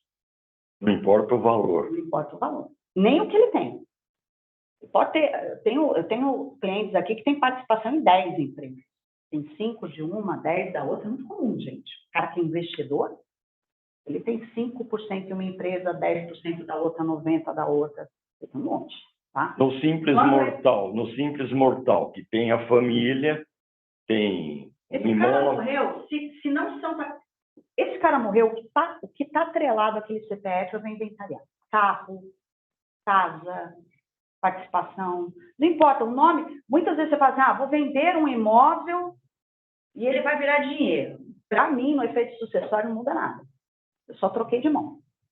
Eu tenho participação em empresa, vendi as empresas e transformei tudo em dinheiro. É um caso que a gente tem aqui. O cara não tem sucessores, ele vai vender a empresa. Empresa de mais ou menos uns 80 milhões. O que muda para você? Nada. 80 milhões estava imobilizado, vai virar recurso financeiro. Nada. E TCMD 80 milhões. Tá? Então, nesse ponto, não muda nada. Eu vou inventariar sempre um CPF. Quando a gente entra na jurídica, e aí é uma outra história, que eu falo que a gente tem assunto aqui para o dia inteiro. Eu tenho que comprar as cotas do sócio que morreu. Eu como empresa. Né? Então, assim, eu falo, se a gente juntar aqui, eu tenho uma empresa aqui com o Peter, a gente não é casado, a gente é só sócio no negócio. Né? Cada um aqui tem a sua função. Eu morri, o que vai acontecer com a minha família? Elas vão herdar minhas cotas e vão entrar no poder de decisão da empresa. Só que, sei lá, meus filhos são, sei lá, eu e o Peter aqui, a gente está lidando com construção, minha filha é médica, meu filho é advogado. Não tem nunca nem trabalharam na empresa. Eles vão entrar aqui e vão tomar decisão junto com o Peter. Eu quero comprar uma máquina. Não pode. Eu acho que vai gastar dinheiro, não compra. Muitas empresas quebram por conta disso. Então, o que a gente faz para proteger? O Peter, ele tem que assumir um compromisso no acordo de sócios de que ele vai comprar minha parte quando eu morrer. E eu a dele, da minha família. E assim, eu vou comprar e a sua família sai do contrato social. Eles não entram. Isso vai para o estatuto, vai para o acordo de sócios. Só que qual que é o problema? Para eu comprar isso aí eu tenho uma empresa lá que vale 10 milhões. Eu morri, são 5 milhões. A empresa não tem caixa. A empresa está girando. Como é que ela pega 5 milhões e joga para comprar para a família? Ou você quebra a empresa ou você quebra a família. Então, o que acontece muito comum nos acordos de sócios? Ou comprar as cotas em 20 anos. Quebrou a família vai inventariar essas cotas em 60 dias. Então, o que a gente faz? A gente constrói essa apólice para comprar as cotas. Nesse caso, a beneficiária é a empresa. Ela vai para o caixa da empresa. A empresa recebe a apólice e compra as cotas. Então, ela não mexeu no caixa dela. Tá? Então, são duas situações. Por exemplo, para proteger empresa de nora, de genro, de irmão de nora, essas coisas, a gente faz isso aqui. Ok? Porque, assim, a separação total, se eu tiver uma separação em vida, beleza, a pessoa sai de lá sem cota nenhuma na minha empresa. Mas se eu morrer, ela é herdeira. O Pri, duas coisas rapidamente. A primeira não sei se você chegou a comentar, mas eu já vi você em outras apresentações, né? Digamos que eles desistem, né, do plano, não quer mais deixar isso para o filho. O que acontece com esse valor que está aí? Perfeito. Era o que eu ia explicar para você. Esse cara aqui, ele tem um projeto realmente de doar em vida. Ele vai fazer isso vai levar um período. Né? A gente não sabe ainda quanto, porque a gente está tentando definir qual é o tanto de cotas que ele vai doar por ano. Mas ele quer fazer isso, ele quer terminar ali doando tudo, se livrando disso, tá? O que a gente está fazendo? Essa apólice, ela fica como garantia. Enquanto ele está fazendo o processo de cotas, enquanto está confortável para ele mexer em recurso financeiro para isso, a apólice está ali. Vamos supor que ele, com 75 anos, ele finalizou a doação de cotas. Está com o usufruto dele, tá? Ele continua dono do negócio. Mas ele doou.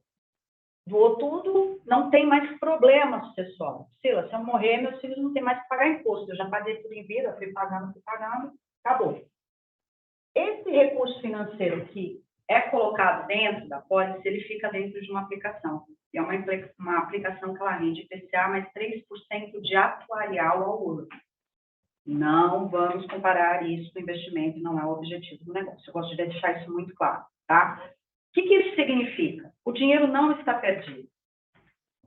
Se com 75 anos eu não tenho mais um problema sucessório, esse dinheiro que eu coloquei, ele está aqui. Eu resgato dos 2.800 aproximadamente 4,5 milhões do dinheiro que eu coloquei ali dentro. Eu trago ele de volta para o meu patrimônio. Eu desconstituo a apólice, pego o recurso de volta e vou viver, vou fazer minha viagem com a minha esposa. Eu falo que o meu sonho, minha aposentadoria vai ser, eu vou construir uma adega 20. Vou encher de vinho, mas muito. Vou pôr uma cama no meio, eu vou beber tudo. Eu já falei para você, eu vou beber tudo em vinho. Brincadeiras à parte, mas assim, a decisão, ela está no poder de quem está construindo a solução. Não é uma decisão no poder da seguradora. A gente não trabalha com outro tipo de seguradora que não faça isso. Porque eu tenho que ter o poder de volta. Eu fiz a doação. Meu filho morreu primeiro. Eu não preciso mais disso daqui. Eu não quero mais isso daqui. Vou torrar tudo, eu vou doar, Não quero. Eu tenho que ter o poder de pegar de volta a minha solução. Não faz sentido eu ficar amarrado com isso pro resto da minha vida, tá? Quando a gente fala que não tem ganho financeiro, é porque, assim, na verdade, apesar de vocês verem isso como, né, existe um certo rendimento, mas não é uma aplicação. Né? O que a gente está falando aqui é o seguinte, a seguradora vai pagar isso aqui, gente, de qualquer maneira. Um dia vai morrer. Essa certeza eu tenho. Então, o que ela faz? Ela se bota, na verdade, na posição de recompra. Tá, faz o seguinte, eu sei que você vai morrer, que eu vou ter que pagar. Prefiro devolver o seu dinheiro para o juiz. Tá? Ela não fica atrás de ninguém para recomprar, não. Tá? A gente só coloca isso para as pessoas entenderem. Muitas vezes as pessoas falam, prima, mas isso é uma previdência. Não, não é. Não é uma previdência, não tem característica de previdência, não tem direito de providência de previdência. Isso aqui é uma solução sucessória que foi criado nos Estados Unidos. Porque o ITCMD lá, gente, é 50. Não tem como fazer. Não tem outra forma de fazer. ITCMD e pagar patrimônio nos Estados Unidos. Quando eu falei que aqui era um paraíso sucessório, é mesmo. 8% é paraíso no mundo. Não vou entrar no mérito do que a gente tem e o que não tem pagando imposto aqui, né? A gente não está aqui para isso. Mas, assim, a verdade é que a gente tem muito espaço para crescer em tributação de herança, tá, gente? Muito mesmo. Pode falar. Não, depois Pode pensar alto, não tem problema não. E essa tendência que você falou, que tem um espaço grande para... Eu acho que é uma grande tendência que vem pela frente. Porque o país não vai ter mais onde tirar dinheiro para poder pagar a aposentadoria de todo mundo. Por isso que Eu estava discutindo isso no carro na Minda, que já é um problema grande em alguns países como Finlândia, Noruega e por lá. Então, quer dizer, eles têm que buscar dinheiro de algum lugar. Não tem mais os jovens para suprir o que aposenta. Então, é um negócio sério e no meu entender, vai ser relativamente... Daqui para cima. Por isso que hoje, assim, o grande gargalo está na sucessão. Principalmente para quem tem patrimônio. Às vezes as pessoas falam, mas Priscila, o cara que tem bastante patrimônio não está preocupado com dinheiro. Não está. Quem está preocupado é o filho dele. Vai destruir esse patrimônio. De novo, naquela dúvida. Uma pessoa tem o patrimônio, mas ela não se preocupa com essa transferência, essa sucessão. O filho, ele poderia fazer? Tem que partir do... Não tem nada dele. Não tem, porque assim, a única pessoa que pode montar uma estratégia sucessória é o dono do patrimônio. Eu não consigo montar uma holding sem esse cara. Eu não consigo construir uma pólice no nome dele sem ele. Eu não consigo fazer uma previdência para ele sem ele assinar. Então, assim, é o grande tabu. Então, assim, isso, gente, é muito, muito peculiar. Muito peculiar, não, mas assim, é muito do Brasil por uma questão cultural. É muito comum você chegar... A maioria dos herdeiros não sabe o que o pai tem.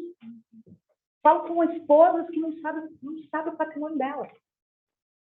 A esposa não sabe. O que pode parecer durante a vida uma proteção, no fim dela, vira um embrólio. Entendeu?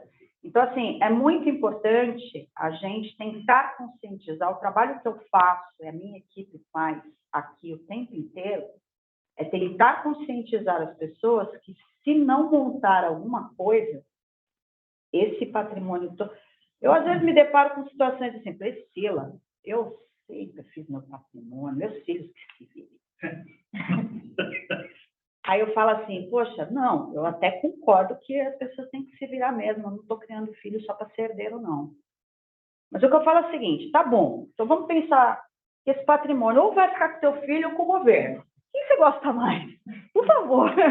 Né? Assim, porque não vai ter jeito. Se não ficar com seu filho, é para o governo que vai ficar. E a menos que você seja muito apegado com o governo, que a gente não sabe qual vai ser quando acontecer, a menos que você seja muito apegado com o governo, gente, se você não monta, de novo, eu volto para aquela primeira pergunta. O que é mais importante na tua vida do que tua família e teu patrimônio? Então, assim, não consigo acreditar que uma pessoa que vem aqui, que vai entender o mercado, que olha para a China, que olha os Estados Unidos, está preocupado com a guerra, está pensando qual estratégia ele vai montar dentro do negócio dele para ampliar.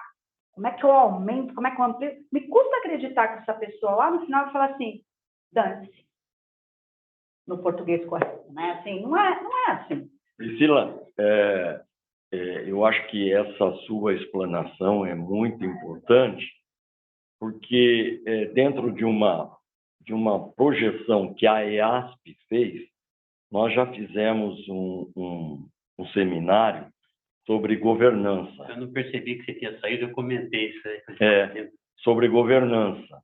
Então, realmente, a governança é para sintonizar o povo nas possíveis consequências.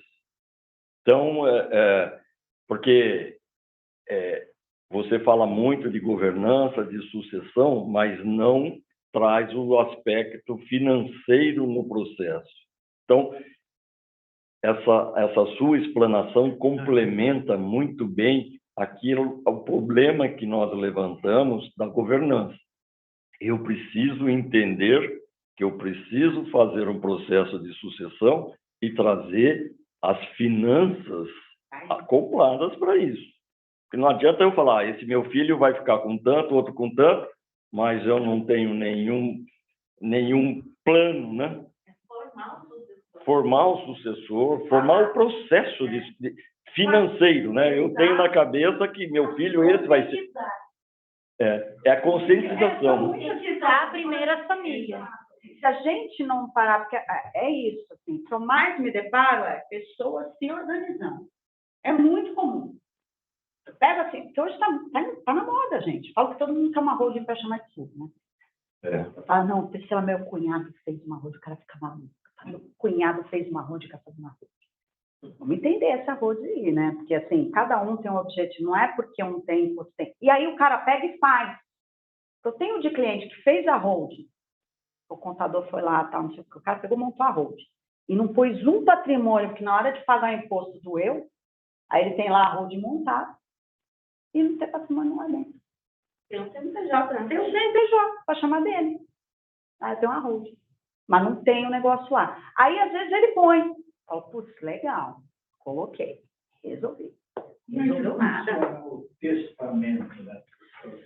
Testamento, ele é a indicação de uma vontade, tá? Ele não paga também o ITCMD. Eu posso fazer um testamento e colocar ele dentro de um estatuto, dentro de um acordo de sócios, dentro de uma família. Eu quero... E acontece muito, quando eu falo de estrutura familiar, estou com um caso no Espírito Santo, que é assim, só para vocês entenderem rapidinho. Ele foi casado primeiro, teve 2 filhos desse primeiro casamento, ele se separou, naquela época ele não tinha nada. Cada um ficou com nada, né, no divórcio. Aí ele casou de novo, construiu um patrimônio grande, teve mais uma filha, e ele se divorciou. Foi um litígio e a mulher ficou com muito patrimônio. E essa filha, a única herdeira dessa mulher. E ele agora ele aprendeu, tá, gente? Ele não casou mais, ele foi morar junto. Ai, meu Deus, desespero, nossa. Aí ele pegou e foi morar junto. Aí ele não tem filho mais, mas não oficializou nada. Ou seja, ela é herdeira, tecnicamente ela é herdeira de um monte de coisa aí. Mas enfim, não vou nem entrar nesse meio. União estável também implica isso. União estável sem contrato é parcial. Entendeu? Como se fosse como um parcial de bem. Parcial. Aí o que acontece? Esse cara, ele quer fazer um negócio agora, que é o seguinte, quer construir uma holding. Ele tem muito patrimônio imobilizado. Ele falou, só que é o seguinte, os filhos do primeiro casamento não tem nada. A do segundo já tem muita coisa. Quero deixar mais para os 2 primeiros. Eu acho que eles foram prejudicados nisso. Dá para fazer? Dá. O que acontece? Do patrimônio seu, aquilo que é seu, tá? Que é a tua parte do patrimônio, você pode disponibilizar 50%. Os outros 50% não, obrigatoriamente é legítimo. Então, se ele pegar 50% do patrimônio dele através de um testamento e deixar esse indicado para os outros 2 filhos, não tem problema nenhum. Vai tudo para o inventário. Vai tudo. Vai pagar ITCMD. Assim, a gente tem um monte de forma de organizar. Onde a gente vai esbarrar? Sempre liquidez. Eu posso organizar, eu posso deixar mais para um filho do que para o outro, desde que eu não esbarre em legítima. Eu posso fazer uma série de coisas. Posso fazer testamento, posso fazer holding, posso fazer fundo, posso fazer uma offshore, posso fazer o que eu quiser. Onde eu vou esbarrar? Liquidez. No final, alguém vai pagar esse imposto. Se eu não tiver uma estratégia de pagamento de imposto, eu não tenho nenhuma solução sucessória. Porque eu posso estar super organizado. Se o cara não tiver liquidez para pagar aquilo ali, cara, aquela organização cai por água. Estou falando sempre do ponto de vista sucessório, que é o meu negócio, né? Então, assim, tem uma série a gente monta holding por várias situações. Proteção, é aquilo que eu falei, proteção, uma série de coisas, né? Põe dinheiro, invisto dinheiro fora, monto uma offshore por várias situações. Mas, no final, eu tenho que entender que eu não sou eterno. E aí eu tenho que... E a palavra-chave, liquidez. Liquidez. 70%, gente, do pessoal que eu pego, de inventário preso, e é muito, viu, gente? Na história do Covid, tem de gente encrencada com inventário, não é brincadeira. O planejamento, a gente só faz vivo. Depois que foi, gente, é imbróglio. Não tem que fazer. Então, assim, sim, a gente tem que conscientizar os pais, a gente tem que conscientizar. Porque o herdeiro, às vezes, ele chega para mim preocupado. Eu falo assim, tenta trazer o pai. Às vezes o cara não consegue trazer o pai. O pai chega até de mau humor. Ele está querendo que eu morra. Está querendo que eu morra. Gente, pelo amor de Deus. Não é isso. Ninguém, a questão é o legado. Né? Não é isso. Ninguém. E dentro dessas estratégias de eu vou doar cota, gente, eu dou cota, eu dou o imóvel e fico com poder total sobre ele. É só fazer direito. O cara não mexe, o cara não recebe, só quando eu morrer. Então, assim, ninguém pede poder de nada, não tá. Tem muita gente que é muito apegada, fala que tem gente que é apegada com um exposto de renda grande, né? De página. Diminui essa página, gente. Não faz sentido. Eu sei que a gente tem apego. Nada deixa de ser seu. Eu assisti de perto, vou ser bem rápido na história, porque a história é longa, mas um amigo, o pai sofreu um acidente dentro da empresa, uma explosão lá, e não morreu, mas ficou. Aí ele precisava primeiro fazer, como se fala, que a pessoa não tem mais capacidade de gerar. Tem que interditar. Interditar o pai. Só que o pai melhorava, às vezes conversava, às vezes não entendia, ficou perdido. A família estava que não tinha dinheiro para pôr gasolina e não tinha dinheiro para comer. Você vê que tinha tios, essas coisas estavam ajudando a família. E era gente de posse, né? Trazer mercadoria aqui para o Ceará, de São Paulo. Foi uma loucura para acertar aquilo ali. Enquanto o outro não morreu, não morria, você não sabe se morre, não interdita, ficou aquela família. Nossa, que situação péssima da família. É isso, né?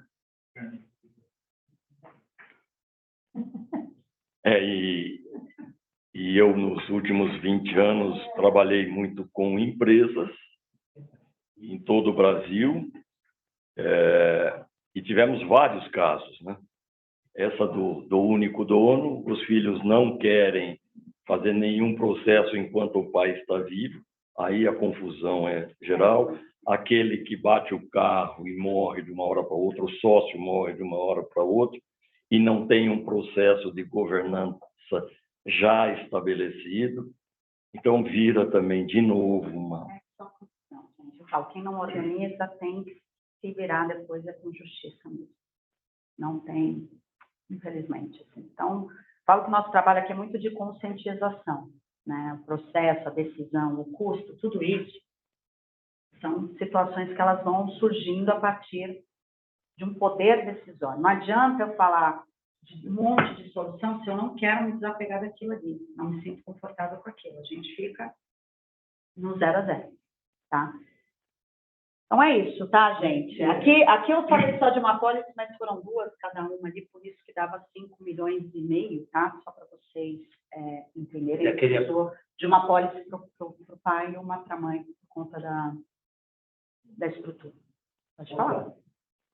Dentro de uma família normal, que não tenha tantas coisas, o melhor sistema seria passar tudo para os filhos ainda em vivo? Não necessariamente. Por isso que eu falo que a gente tem que avaliar. Passar para os filhos... Eu sempre falo assim, na lei da vida, a gente não sabe quem vai primeiro. Então, se eu passo e não passo de uma forma bem estruturada, eu posso sofrer uma bitributação. Eu dou o TCMD, depois eu tenho que pagar para voltar. Outra coisa é você perder o bem porque ele já tem uma família... Enfim... São várias situações. Às vezes a gente indica a doação, depende do momento, a gente faz a doação, vale a pena. Senão a gente trabalha com a pólice, trabalha com previdência, trabalha com várias situações, tá? Cada caso. Elane, no slide anterior, um exemplo. Você consegue convencer o pai de aceitar fazer esse planejamento. Mas existem 2 filhos. Um filho se prontifica a fazer todos os aportes. E aí? O outro não entrou com nada. No caso de uma apólice, ele pode deixar a apólice para um só. A apólice não precisa necessariamente envolver os percentuais de legítimo. Eu posso deixar uma apólice para quem eu quiser. Tá? Porque o pai pode falar, tudo bem, eu concordo que vocês façam isso, mas eu não quero me envolver, não quero ter custo. Se quiser, você faz sozinho. Então, ele poderia deixar só para esse filho que vai fazer os aportes, né? Pode. Não entra esse valor, não vai entrar... Não entra no inventário, não. Por isso a apólice, tá? Ela não, na verdade, você nem declara uma apólice de seguro de vida, ela nem aparece no imposto de renda. Tem como rastrear.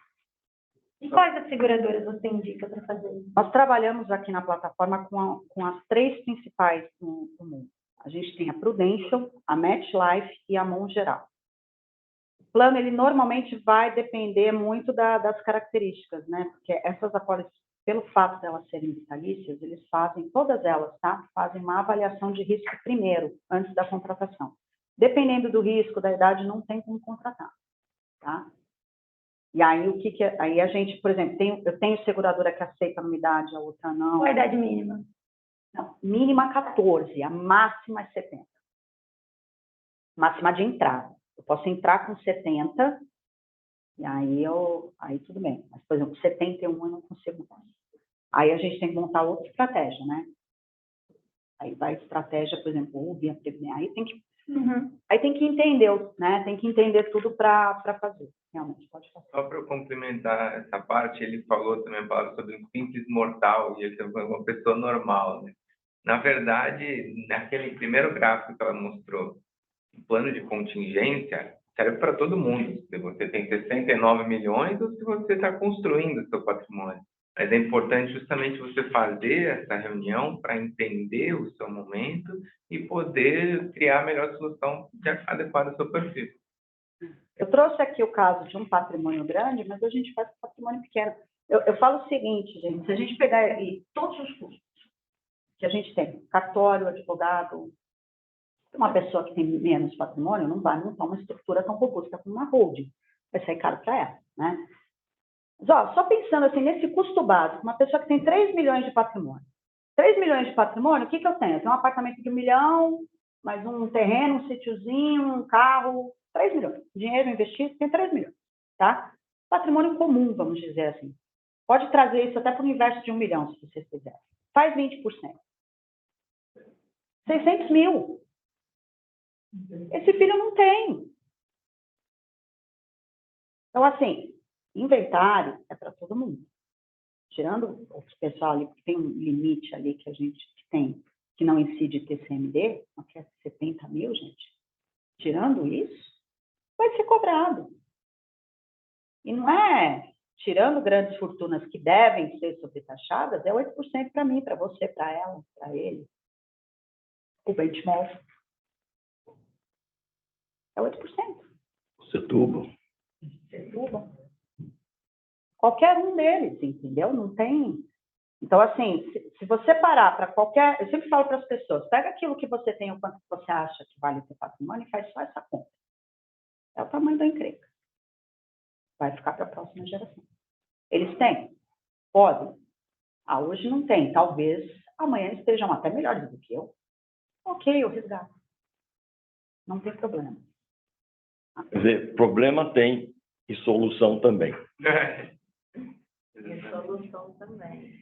Obrigada, viu, gente? Foi um prazer aqui. Estou à disposição. Acho que a Aline, né? Vocês vai vir aqui, vai falar com vocês. Obrigada, gente. Parabéns. Obrigado. Obrigada. Muito.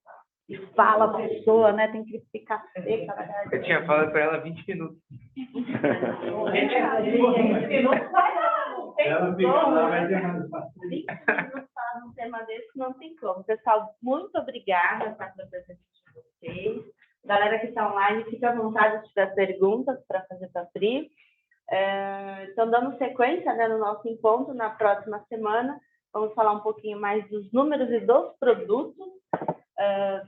E até aproveitando, né, o ensejo, né, da presença da Priscila, que é sempre uma agenda complicada, né? Obrigada, Pri e o Peter, por estar aqui conosco, né, disponibilizado a agenda para esse momento. Né? Fiquem à vontade para preencher a pesquisa de satisfação do evento.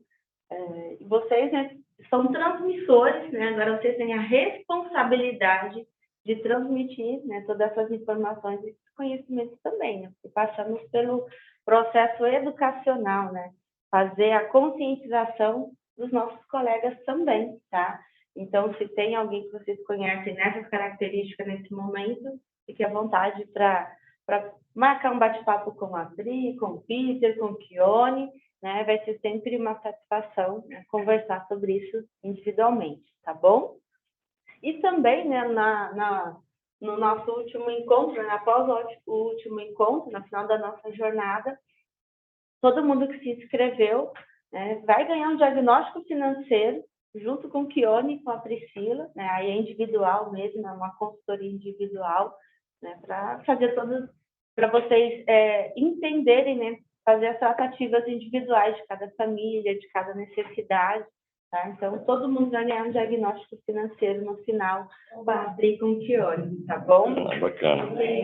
Desde já nós agradecemos, e esse é o objetivo que a IASP se propôs, essa parceria com vocês. Desde já a gente agradece a atenção de todos vocês, mas esse era o objetivo nosso, realmente repassar informações para a vida, né? É a nossa vida, e o aspecto financeiro da nossa associação ficou mais do que evidenciado aqui, a importância de encontrar a solução adequada para cada tamanho de bolso, né? Muito obrigado, viu, Aline? E no próximo, pessoal... Está cada vez mais próximo. Ah, que nada! No próximo encontro, pessoal, a gente teve, né, o pedido de trazer, né, um gestor para falar sobre FIAGRO, né? Foi o Diogo, né, que pediu. O Diogo comentou. Isso, o Diogo comentou na pesquisa de satisfação. Traremos, então, né, um gestor para comentar sobre FIAGRO, né, fundo imobiliário voltado para o agronegócio, é uma tendência muito grande no mercado financeiro. A XP tem, outras gestoras também têm. Então, vamos entender um pouquinho qual que é a característica desse produto, né, como que é feita a precificação, a monetização para quem investe. Teremos um gestor... E a tendência de ganhos, né? Isso, a tendência de ganhos, que é o mais interessante, né? Que para quem é investidor... Que responder a última, outra pergunta também, que foi investimentos para aposentados, né? Exatamente, né? Quem que fez aquela pergunta? A Linda, isso. A Nina, exato. Ela fez uma pergunta, né, que a gente ficou de responder nesse encontro, mas a gente não vai responder nesse encontro, a gente vai responder no próximo. E, na verdade, a grande provocação é que, depois de todos esses encontros de workshop, vocês saibam, né, responder qual que é o melhor investimento para quem já constituiu um patrimônio, para quem está na fase da aposentadoria. A gente não quer trazer essa resposta, não, a gente quer que vocês respondam. Mas, no final, a gente conversa sobre isso. Tá bom, pessoal? Então, muito obrigada e até semana que vem. Tá bom? Nós é que agradecemos. Então, vamos tomar mais um cafezinho. Vamos. Quando que vocês vão disponibilizar a gravação?